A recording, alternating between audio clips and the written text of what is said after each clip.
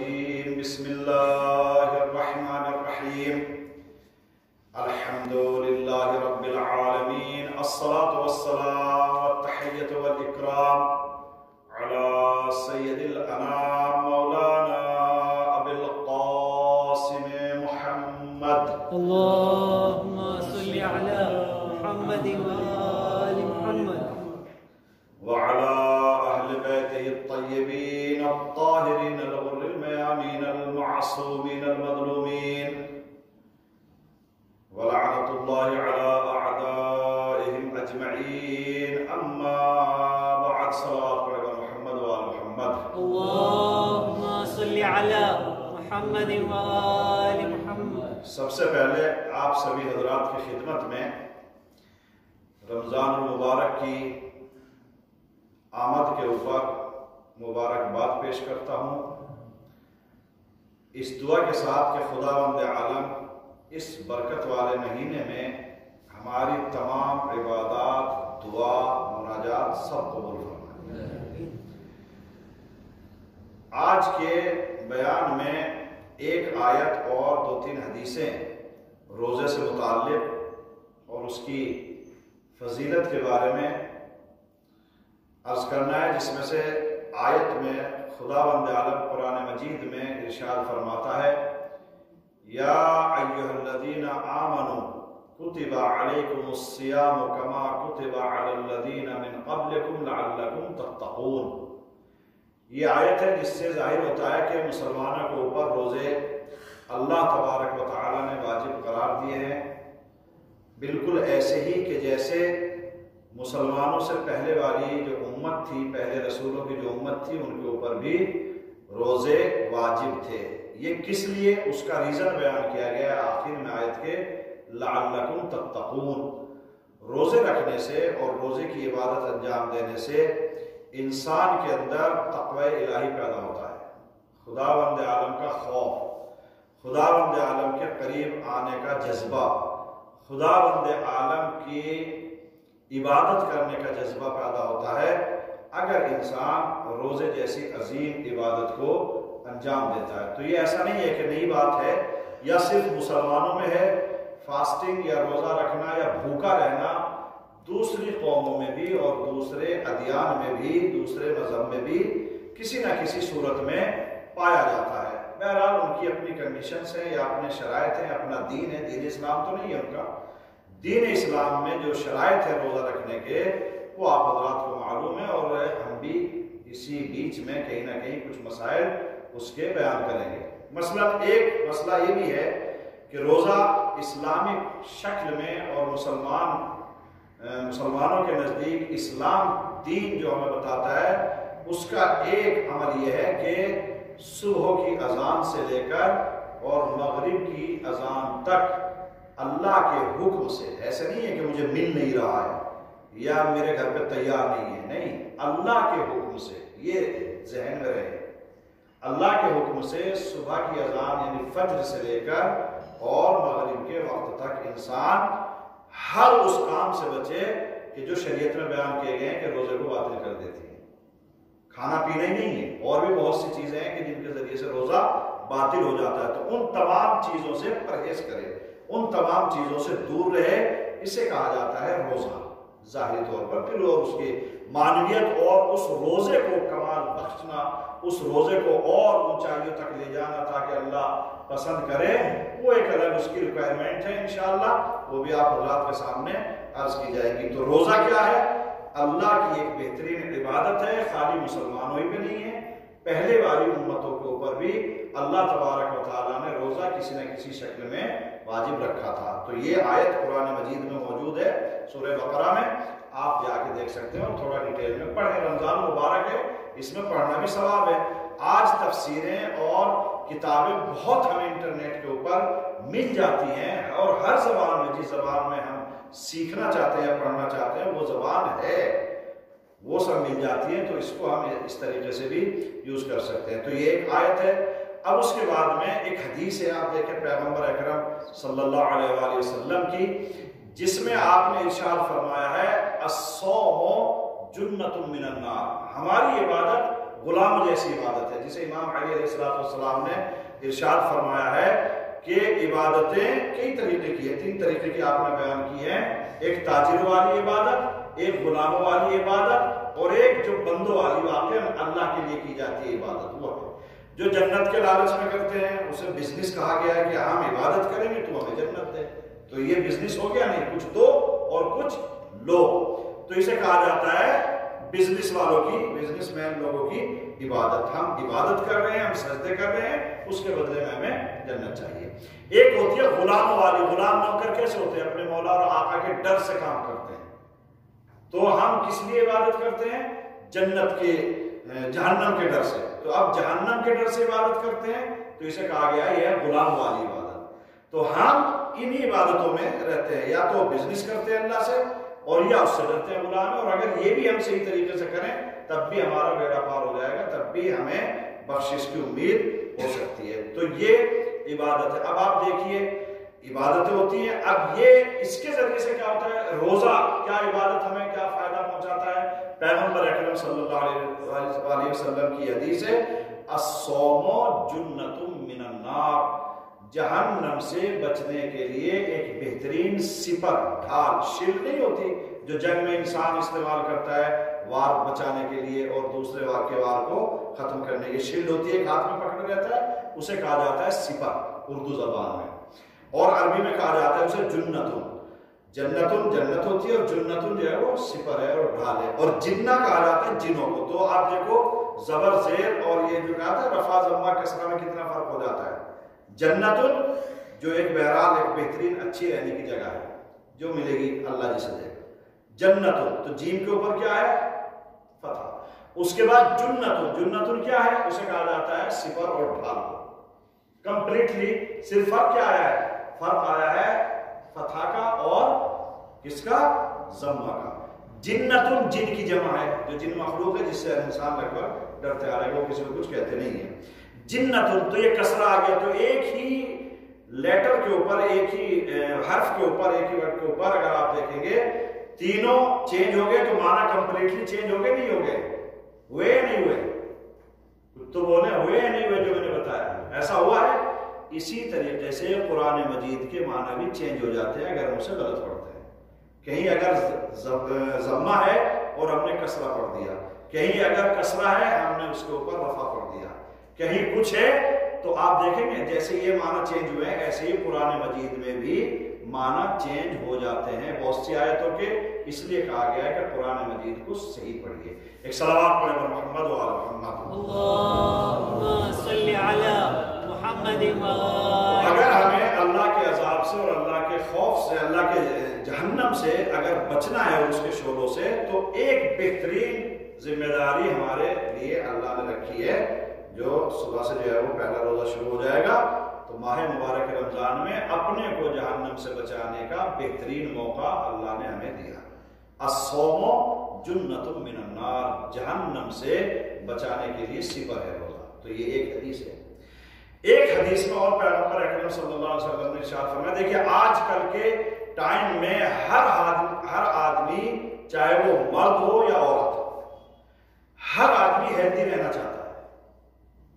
یہ ہے، یہ تھوڑا سب کے نزدیک ہے، چاہے وہ رہ پائے یا نہ رہ پائے، لیکن چاہتے سب ہیں۔ تو صحت مند زندگی گزارنے کے لیے اس جسم کے لیے جو مانوی عبادتیں ہیں، جو مانوی ثواب ہے، اللہ کے نزدیک تقرب ہے، وہ اپنی جگہ پر۔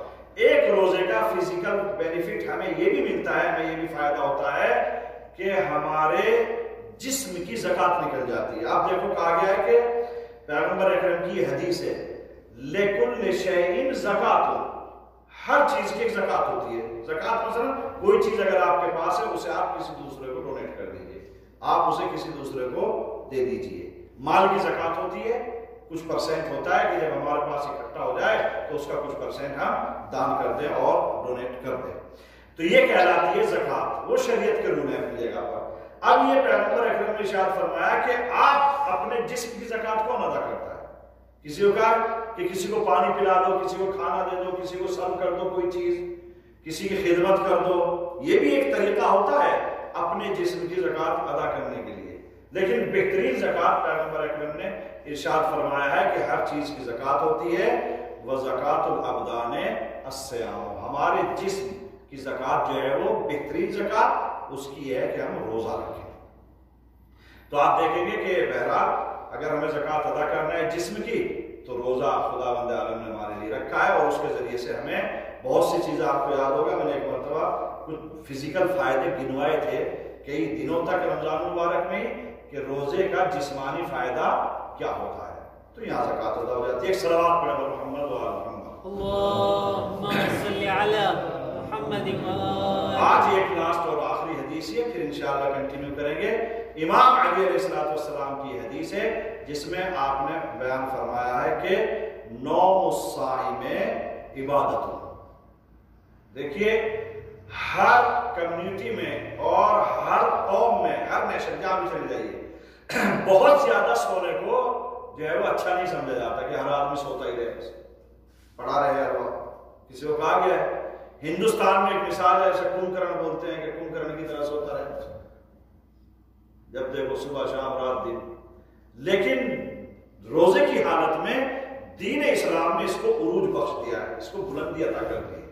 چلیے آپ سوتے رہے، روزہ رکھ کے انسان اگر سوتا رہے تو امام بیان فرماتے ہیں کہ نوم الصائم عبادت، روزے دار کا سونا بھی عبادت ہے، عبادت کر رہا ہے۔ دیکھیے ایک مسئلہ آتا ہے کہ اگر کوئی انسان فجر سے شروع کرے، مثال ایک مسئلہ بھی آتا ہے کہ اس نے نیت کر لی اور فجر سے لے کر مغرب تک سوتا رہا، بیچ میں نہیں اٹھا، تو کیا اس کا روزہ ہو جائے گا؟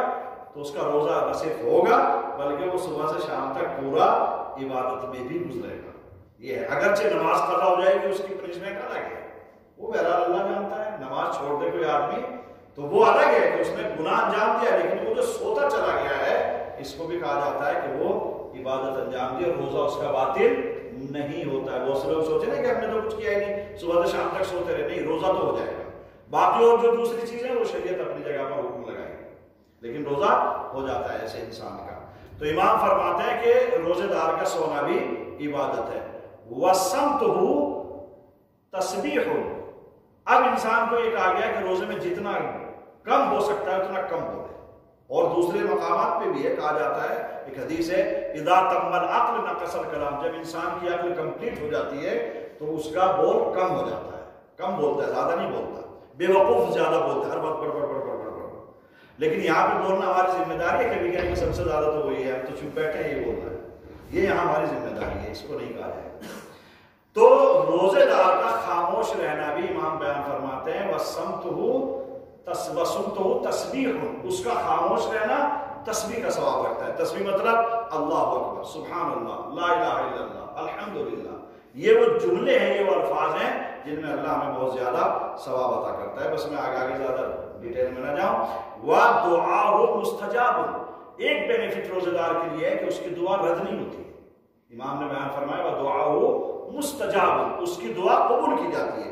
اس لیے میری گزارش یہ ہے کہ جتنا ہو سکے رمضان میں روزے کے درمیان میں آپ اپنے لیے بھی اور دوسروں کے لیے بھی اچھی دعا کیجیے، بد دعا کسی کے لیے نہیں کرنی چاہیے، چاہے کتنا بھی بڑا انسان دنیا میں دشمن کیوں نہ، بد دعا کسی کے لیے نہیں ہے، سب کے لیے ہو سکتا ہے جیسے بھی کہ دعا کیجیے، اس لیے کہ روزے دار کی جو دعا ہے وہ قبول ہوتی ہے، وَدُعَاهُ مُسْتَجَابٌ۔